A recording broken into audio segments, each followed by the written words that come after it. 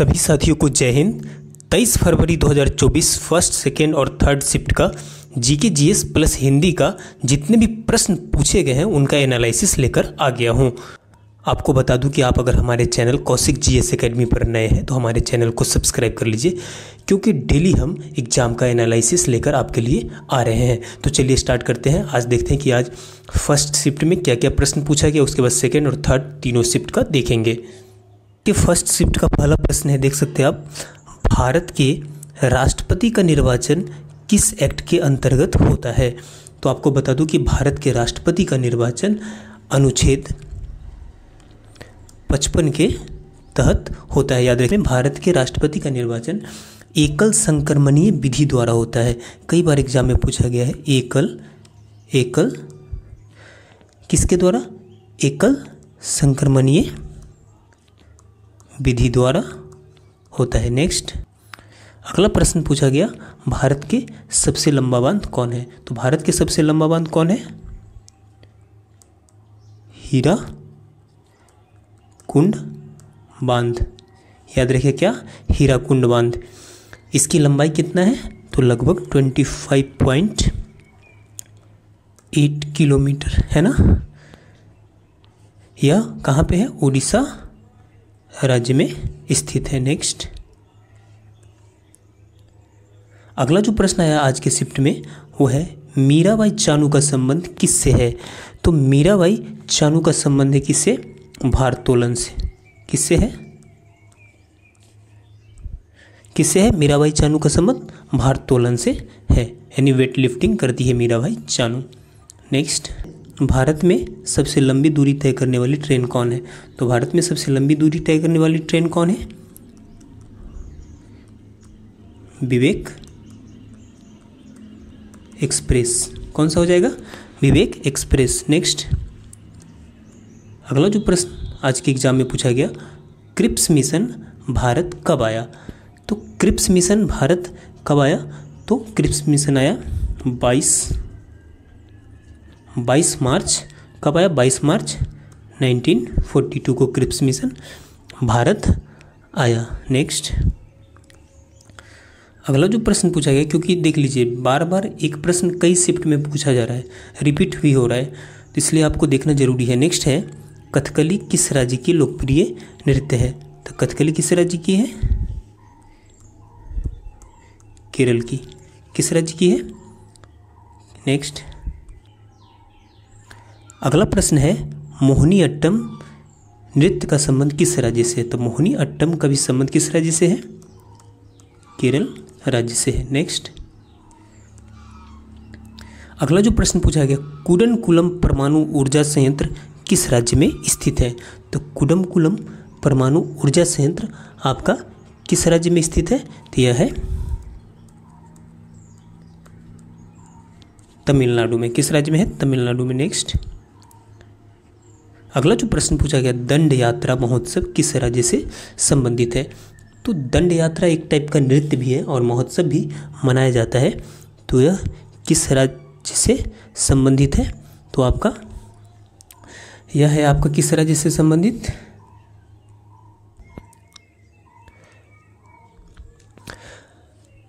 अगला जो प्रश्न पूछा गया है वो है, दंड यात्रा महोत्सव किस राज्य से संबंधित है।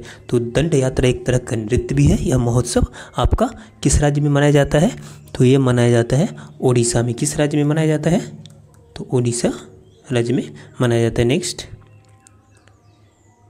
अगला प्रश्न है, जन औषधि एक्सप्रेस कब चली। तो जन औषधि एक्सप्रेस को भारत में कब चलाया गया? तो ये चलाया गया 3 मार्च 2023 को। कब चलाया गया? 3 मार्च 2023 को। नेक्स्ट, अगला जो प्रश्न पूछा गया वो है, संवैधानिक उपचारों का अधिकार किस अनुच्छेद में वर्णित है। तो संवैधानिक उपचारों का अधिकार वर्णित है अनुच्छेद 32 में। ठीक है। नेक्स्ट, अगला प्रश्न है, धार्मिक स्वतंत्रता का अधिकार किस अनुच्छेद में वर्णित है। तो धार्मिक स्वतंत्रता का अधिकार हमारे संविधान के अनुच्छेद 25 से किस में? अगला प्रश्न है धार्मिक स्वतंत्रता का अधिकार किस अनुच्छेद में वर्णित है? तो धार्मिक स्वतंत्रता का अधिकार अनुच्छेद 25 to 28 में क्या है? वर्णित है। नेक्स्ट अगला प्रश्न, अगस्त 2023 में नीरज चोपड़ा कौन सा मेडल जीता? तो अगस्त 2023 में नीरज चोपड़ा किस में? टोक्यो ओलंपिक में क्या जीते? गोल्ड मेडल जीता। कौन सा मेडल? गोल्ड मेडल जीता। नेक्स्ट भाला फेंक में उन्होंने विलोम शब्द यहाँ पे देखना है। तो सबसे पहले आप देख लीजिए कि यहाँ पे किसका विलोम शब्द है? तो यहाँ पे स्थिर, ग्रहण, आस्तिक और स्वामी का विलोम शब्द। अगला प्रश्न है विलोम शब्द स्थिर, ग्रहण और आस्तिक और स्वामी का क्या है? विलोम शब्द पूछा गया है। तो स्थिर का क्या हो जाएगा आपका? अगला है विलोम शब्द स्थिर, ग्रहण, आस्तिक और स्वामी का विलोम पूछा गया है। तो स्थिर का क्या हो जाएगा? अस्थिर। नेक्स्ट ग्रहण का क्या हो जाएगा?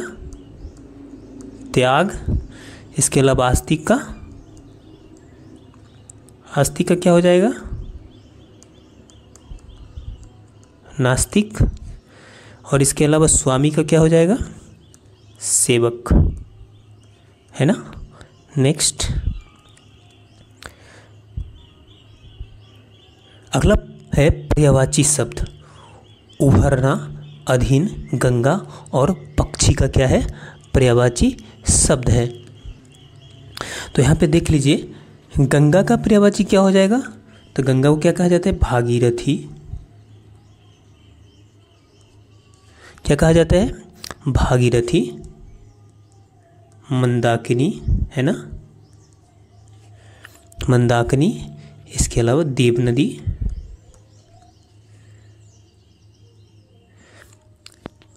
उसके बाद पक्षी का देख लेते हैं। तो पक्षी को क्या कहा जाता है? द्विज, खग।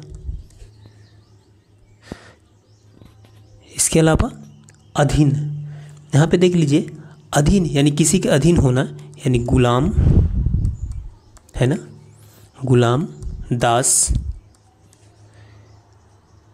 परवश यानी किसी और के वश में होना, है ना। उसके अलावा है उभरना। उभरना मतलब क्या हो जाएगा? उभरना मतलब हो जाएगा खुलना, है ना।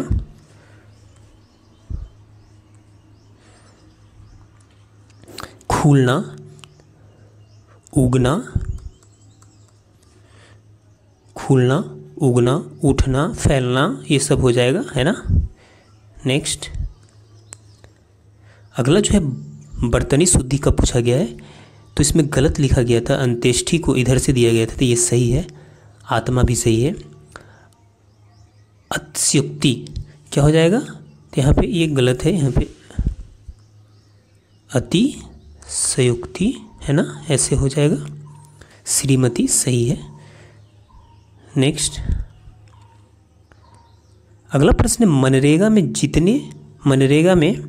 कितने दिनों की रोजगार गारंटी दी जाती है? तो मनरेगा में कितने दिनों की जाती है? 100 डेज की दी जाती है आपको। नेक्स्ट अगला जो प्रश्न पूछा गया, यूएसएसआर के संविधान से क्या लिया गया? तो यूएसएसआर के संविधान से क्या लिया गया? तो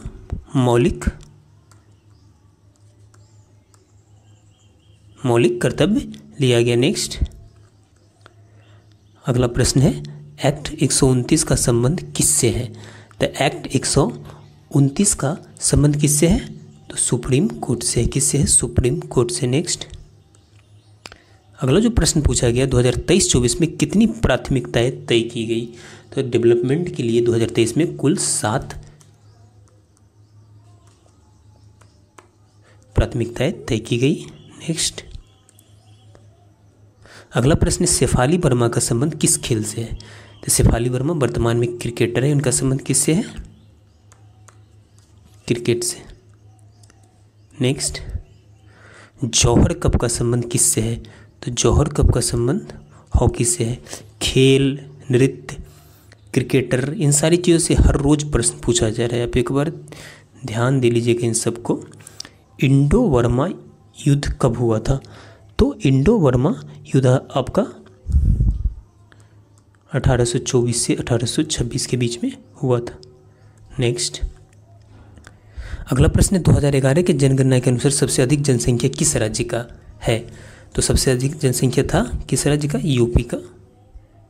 नेक्स्ट कौन सा नृत्य कर्नाटक से संबंधित है? तो कर्नाटक से नृत्य संबंधित है यक्षगान। कौन था? यक्षगान। नेक्स्ट अगला प्रश्न था सुप्रीम कोर्ट की वर्तमान महिला न्यायाधीश कौन है? तो सुप्रीम कोर्ट में वर्तमान में लगभग 3 महिला न्यायाधीश है। वो आपका मैं बता देता हूँ कि एक कोहली नाम की है, जस्टिस कोहली, और आपकी दूसरी है नागारत्ना नाम की है, जस्टिस नागारत्ना, और तीसरी है जस्टिस त्रिवेदी, है ना? क्या है? त्रिवेदी, याद रखिएगा। नेक्स्ट पंचवर्षीय योजना की शुरुआत कब हुई? तो पहली पंचवर्षीय योजना कब हुई? 1951 से 56 के बीच में रही, जिसके पहले अध्यक्ष कौन हुए? JL नेहरू, पंडित जवाहरलाल नेहरू। नेक्स्ट पर्यायवाची शब्द चेहरा, विद्वान, आकाश, इनका पर्यायवाची शब्द बताना है। तब देख लीजिए चेहरा का हो जाएगा मुख। क्या हो जाएगा? चेहरा का मुख, मुंह, है ना? इसके अलावा शक्ल, ये हो जाएगा चेहरा का। विद्वान का आपका प्रज्ञ, क्या हो जाएगा? प्राज्ञ। उसके बाद आकाश का नभ, ये तो आप सबको पता ही है, नभ। गगन, अंबर, ये सारा किसका है? आकाश का है। अगला जो प्रश्न पूछा गया आज के शिफ्ट में, मौर्य साम्राज्य का अंतिम शासक कौन था? तो मौर्य साम्राज्य का अंतिम शासक था कौन था? वृत्रथ। कौन था? वृत्रथ। नेक्स्ट अगला जो प्रश्न है ऑप्शन दिया हुआ था, उसमें पूछा गया था कि इनमें से बांसुरी वादक कौन है? तो ये कल भी पूछा गया था, हरिप्रसाद चौरसिया, है ना? नेक्स्ट अगला जो प्रश्न है उल्लू और कर्ण का तद्भव। तो उल्लू का तद्भव क्या हो जाएगा? उल्क, और कर्ण का तद्भव क्या हो जाएगा? कान। तो आप इसे याद रखिएगा। इस तरह से जितने भी महत्वपूर्ण प्रश्न आज के एग्जाम में पूछे गए, उन सारों प्रश्न को हमने पूरी तरह से अच्छे ढंग से एनालिसिस किया। इस तरह से जितने भी प्रश्न आज के शिफ्ट में पूछे गए, उन सभी प्रश्नों को हमने अच्छे ढंग से एनालिसिस किया। अगर आप हमारे चैनल से अभी तक नहीं जुड़े तो जुड़ जाइए, क्योंकि हम डेली एनालिसिस लेकर आने वाले हैं। क्योंकि ये प्रश्न बार बार रिपीट भी हो रहे हैं। कई प्रश्न हैं इनमें से जिसका हमने कल जिक्र किया था, वो आज के एग्जाम में आया है। इसलिए डेली एनालिसिस अगर आपका आगे एग्जाम है तो जरूरी है। चलिए मिलते हैं अगली क्लास में, तब तक के लिए जय हिंद।